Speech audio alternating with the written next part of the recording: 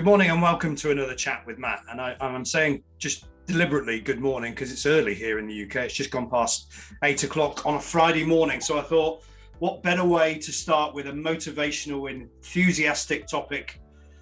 Wasn't one available. So we're going to talk about business finance this morning. Of course, I'm joking.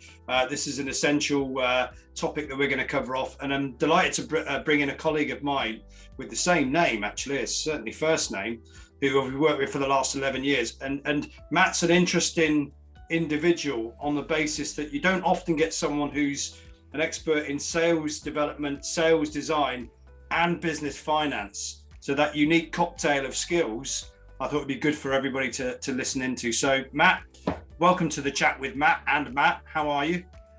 I'm very well, Matt, very well. The weather is perking up in the Cape. Spring is on the way. And it's Friday, so happy Friday. Yeah, happy Friday to you too. Yeah, and for those of you who don't know, Matt lives down in South Africa. Have done so for how long now, Matt? How long have you been down there? It's been just over 6 years now. You're joking, crikey. Where's that time gone? It has gone quickly. And so as we're just coming to the end of what you can call summer in the UK, We've not been a very good summer. You're just coming into your spring, so I'm sure your summer months will be better than ours. Let's explore this thing around. Yeah. Business finance, because certainly over the last 5 to 10 years, there's been a big shift in professional selling and the abilities of sales professionals to be able to talk to a range of different stakeholders. So let's start off with a very simple question. Why is business finance and commercial acumen important in professional selling from your perspective? Yeah, really good question. If I think about where the world is right now, we're coming out of this pandemic. There's been a lot of churn, a lot of change in a lot of industries. And if you think about sellers, you might be working in this one specific industry, you might be selling one particular solution, but for a lot of sellers, they're covering a lot of bases, a lot of different sectors. To understand the finance, the business, how they're performing starts first. You've got to understand that customers also are then thinking about which projects they invest in. COVID has had a bit of a devastating effect on a lot of companies' performance, whether it's revenues or profits or cash position. And therefore, they're only investing really now in those projects with a stronger return. So it's not your competition as a seller isn't really just your traditional competitors. Your competition sometimes is internally within your customer against other projects that may not actually be in the same space that you are. Give me a bit more on that, Matt, because it's always a fascinating one. In that, if you've got let's call a line of business contact, you're speaking to the sales or marketing, but actually you're being told by those people that don't worry about the finance side of things. I'll look after the budget. Talk to me about the risks of that. The risks of the budget. Well, in my experience over the last however many years of being a finance guy and dealing with salespeople, what I think sellers what they're very good at is they're getting into the technicalities of, let's say, the solution. So let's say you're an IT guy. You're very good at talking about the technical specifications and bringing in your kind of solutions consultants and designing it. But what we're not really doing is exploring enough, and I don't think sellers do this particularly well enough because it's outside of their comfort zone, is exploring what's showing up in the business right now, first and foremost, that makes the customer need this solution. And secondly, when they fix it, what's the financial impact? What does it deliver for them? And we stop at the first base. It's like, okay, we do the feeds and speeds. We have this discussion. As an example, if you're an IT consultant, but we're not saying, okay, so what will this allow you to do that you can't do right now? And drilling down in those questions. And what happens there is you're stuck at your focal point, I think for a lot of buyers at that point, is price. So how much are you going to charge me to fix this? Whereas through the conversations with let's say the IT guys and the different stakeholders, I think you move that focal point away from the price to the value that the solution is bringing. That's what I would say first. That's why it's really important to do this. Well, let's drill into that, because over the last 18 months, we've done a lot of chats where we've talked about this concept of value. So tell me a bit more about what value represents from a finance perspective. A number of different things.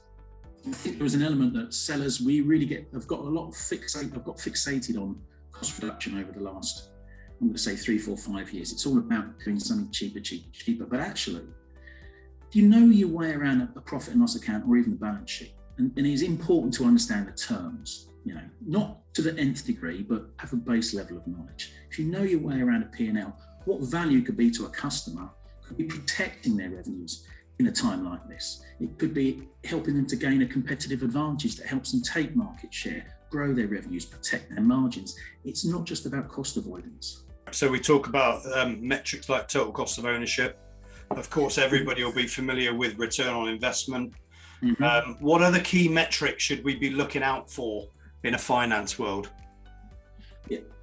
Key metrics. Well, if you think about how people run their business, most organizations have a standard stock of metrics. Gross margin is hugely important.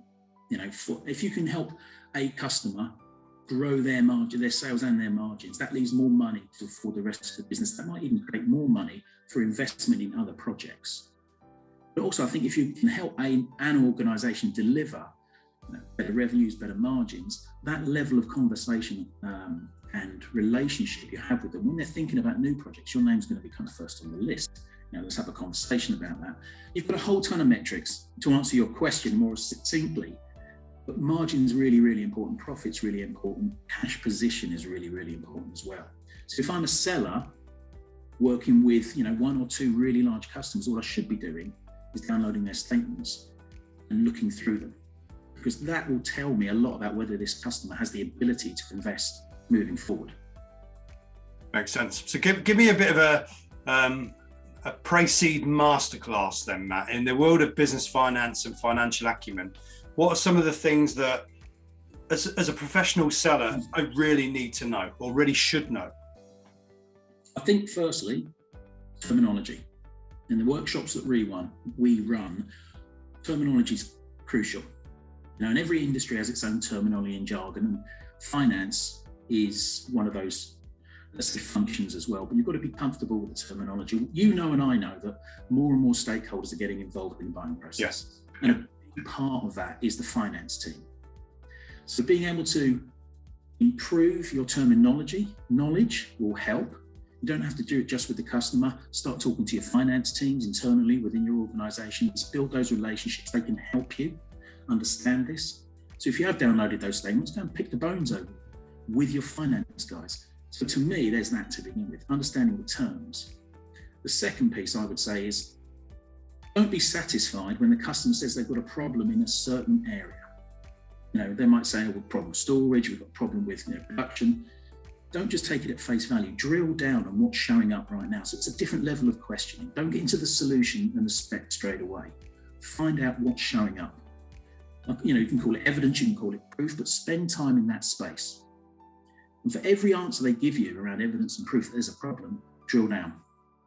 Drill down on that piece by piece by piece, because with practice, what you can do is you can get to a number.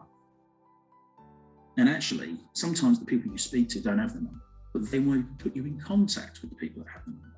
So now you're starting to gather good information about the financial return. And you can understand that you now know the terminology, and you can build a business case that maybe helps them go away internally and apply for a little bit more budget, or just get their budget approved. And that's a key point that you touch on there, Matt, actually, because we've all been in situations where we've given a budgetary figure as part of a commercial proposition, and they've gone, well, that's above my budget. And what I'm hearing from you is, if you don't do that next level or 3 or 4 levels of due diligence, asking that so what question, the great example you gave was production. So what? And eventually you'll get to a KPI and a measure that you can then demonstrate back as some sort of return, whatever that return might be. That's going to help, isn't it? When you've got when your price point is above a budget line, to justify that additional investment required.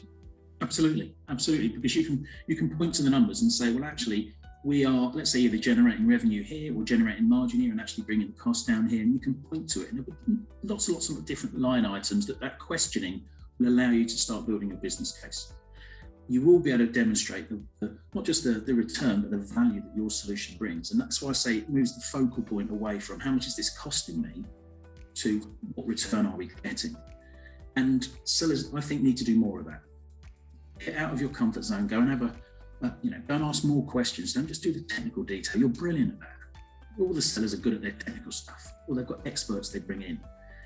But we need to have both sides of this coin, because there's the components of a solution, the technical piece, whether it's professional services or IT or whatever, but then there's the financial aspect to it. How does it add up and how do you want to pay for it? And I've seen a big shift there over the last year with COVID, where companies are really starting to look at, leasing, payment plans. They want to do the project. They need something to make the kind of, let's say, the pill a bit easier to swallow. So they're trying to change the way that they buy a little bit as well. And we need to uncover that. What is their buying preference? So to what extent do you think having that level of financial and business acumen is a prerequisite now rather than a nice to have? I think the bigger you get, if you're dealing with, let's say, smaller customers, SMEs, probably not so much, I would say. You might be a one man or a 10 or a 13, 50 person organization, but as your sales career progresses, as the accounts you manage get bigger, more challenging, you've got to build relationships with a whole bunch of stakeholders. So you're going to need that level of financial acumen to be able to articulate the value that your solution brings to a whole bunch of people.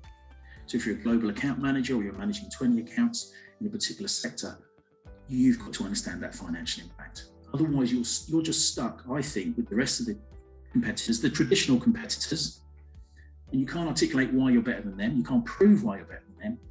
But also sometimes you can't actually prove why they should spend their hard-earned cash on your project rather than a completely different project that is not part of your, let's say, your sphere of expertise. Yeah, I understand from a scale perspective. But what I'm wondering is if you are dealing with small, medium businesses, smaller customers, maybe cash is even more important to them for a number of reasons. So whilst you might not need to have that same level of intimacy around a company statement, for example, you still have to justify spend by via your understanding, I would think.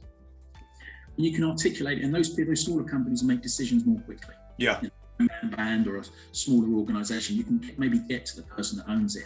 And because it's their business, their organization, and they're interested in growing their top line, and you can maybe affect it a little bit more, that's maybe a more simpler conversation. But as organizations get bigger with more people involved, we've got to get better at being able to prove, for want of a better phrase, that we can make a difference to their P&L. And ultimately, if you make a difference to someone's P&L, you'll make a difference to their balance sheet, you'll make a difference to their cash flow position. Which as we know through what we do, Matt, if you can tap into that emotional driver, so being able to justify that is going to represent the individuals well that you're trying to sell to, make their life easier, make it easier to buy from you. All these things are interdependent, aren't they? Yeah, absolutely. And you can, through that questioning we were talking about, if we start to forge those stakeholders, what that allows us to do is go and have that kind of a detailed conversation. Now we're starting to uncover what's the most important criteria to them.